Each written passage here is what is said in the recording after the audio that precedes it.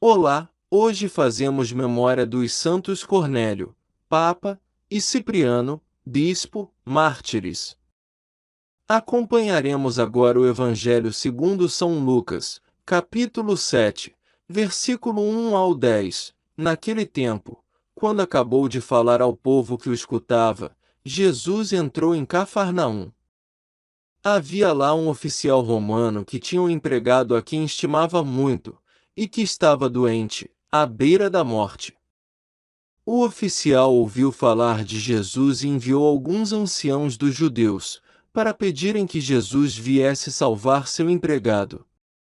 Chegando onde Jesus estava, pediram-lhe com insistência: o oficial merece que lhe faças este favor, porque ele estima o nosso povo. Ele até nos construiu uma sinagoga. Então Jesus pôs-se a caminho com eles. Porém, quando já estava perto da casa, o oficial mandou alguns amigos dizerem a Jesus: Senhor, não te incomodes, pois não sou digno de que entres em minha casa. Nem mesmo me achei digno de ir pessoalmente ao teu encontro. Mas ordena com a tua palavra, e o meu empregado ficará curado. Eu também estou debaixo de autoridade, mas tenho soldados que obedecem às minhas ordens. Se ordeno a um, vai, e a outro, vem, ele vem, e ao meu empregado, faze isto, e ele o faz. Ouvindo isso, Jesus ficou admirado.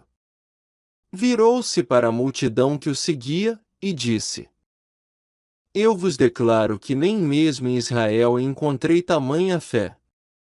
Os mensageiros voltaram para a casa do oficial e encontraram o empregado em perfeita saúde.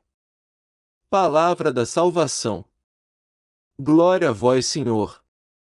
Santo Ambrósio escreveu: depois de ter dado os seus preceitos, ele nos ensina o modo de cumpri-los, pois imediatamente é pedido ao Senhor que Quiro, servo de um centurião, que era gentio.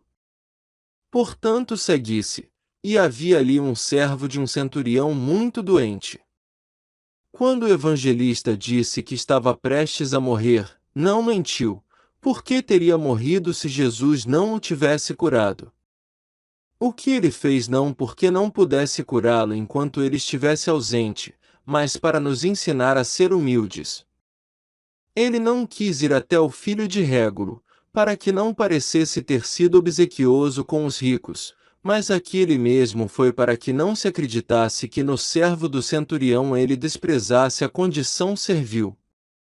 O centurião, tendo deposto seu orgulho militar, tornou-se reverente e pronto para crer e disposto a honrar o Salvador. Daí se segue. E quando ele estava perto de casa, o centurião enviou-lhe seus amigos, dizendo: Senhor, não se preocupe, eu não sou digno. Porque ele conjecturou que Cristo deu saúde aos homens não pelo poder do homem, mas por Deus. Os judeus afirmaram que ele era digno, mas ele diz que é indigno.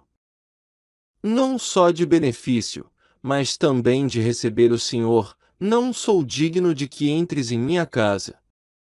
São Lucas diz muito apropriadamente que o centurião enviou os seus amigos, para que não acreditasse que queria excitar a benevolência do Senhor com a sua presença e que tentava forçá-lo em virtude da sua elevada posição.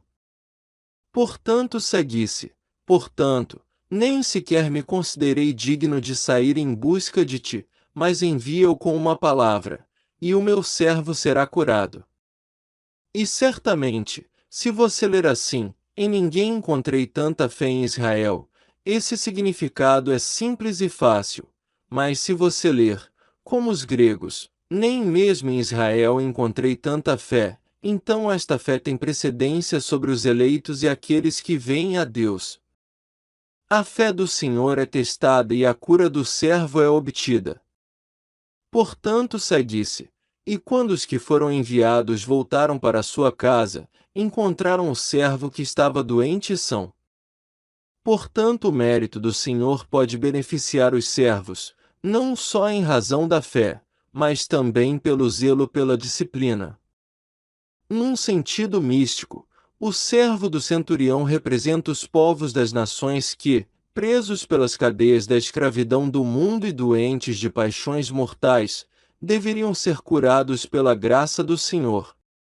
O centurião não queria que Jesus fosse incomodado, porque o povo gentil queria preservar de todo insulto aquele que o povo judeu havia crucificado.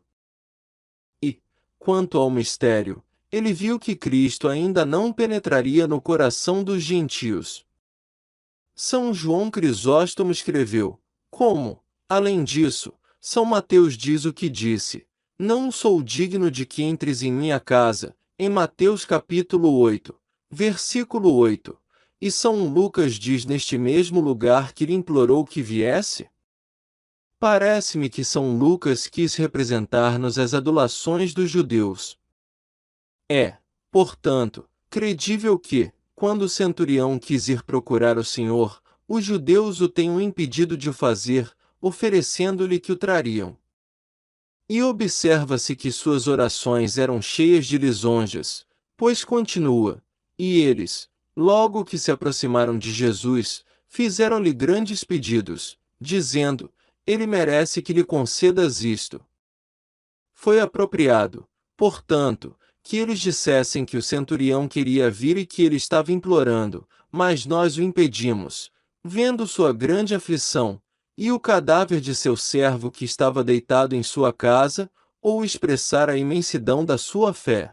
Mas não quiseram revelar a fé daquele homem por inveja, para que não parecesse grande aquele a quem dirigiam as suas orações. São Mateus dá a entender que o centurião não era israelita, mas São Lucas diz que construiu uma sinagoga, o que não oferece contradição, porque poderia muito bem ter construído a sinagoga sem ser judeu. Depois de se libertar das exigências dos judeus, ou de seus aborrecimentos, ele enviou seus amigos dizendo: não pensem que não fui procurá-los por preguiça ou negligência, mas que me considerei indigno de receber você na minha casa. Nisto você pode entender que o centurião formou a opinião do Salvador de que deveria.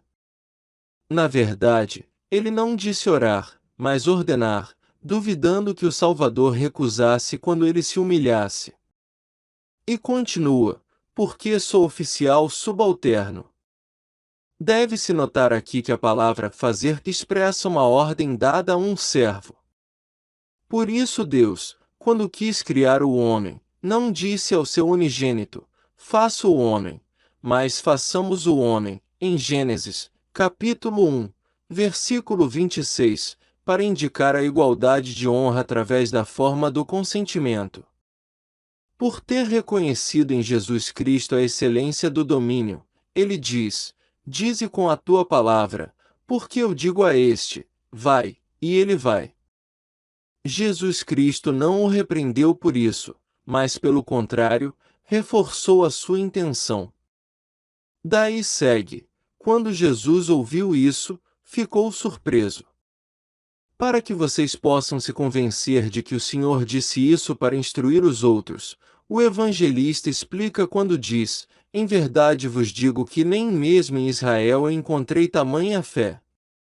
Ajude este canal se inscrevendo e compartilhe o vídeo. Até amanhã!